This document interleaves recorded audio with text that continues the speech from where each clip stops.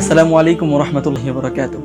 আমাকে যদি প্রশ্ন করা হয় বর্তমানে ফিতনার সময় তরুণ তরুণীদের পরিপূর্ণ গাইডলাইন ভিত্তিক এমন দুইটি বইয়ের নাম বলার জন্য, তাহলে নিঃসন্দেহে আমি ডাক দিয়ে যায় তোমায় হে মুসলিম তরুণ এবং ডাক দিয়ে যায় তোমায় হে মুসলিম তরুণী, এই দুটি বইয়ের নাম বলবো।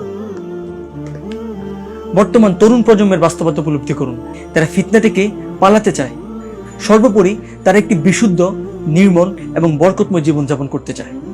পর্নোগ্রাফি, হারাম রিলেশনশিপ, অবাধ যৌনতা, বিটিএস উন্মাদনা, সোশ্যাল মিডিয়া আসক্তি, অভিশপ্ত নারীবাদ, সমকামিতা, পরকীয়া, এগুলো এক একটা সভ্যতা বিধ্বংসী ভয়ঙ্কর সব ফিতনা। কলেজ কিংবা ভার্সিটি, ঘরের ভিতর কিংবা বাইরে, আপনি যেখানেই থাকুন না কেন, এই অভিশপ্ত ভয়াবহ ফিতনাগুলো আপনাকে প্রতিনিয়ত সভ্যতা এবং আধুনিকতা চর্চার নামে হাতছানি দিয়ে রাখছে।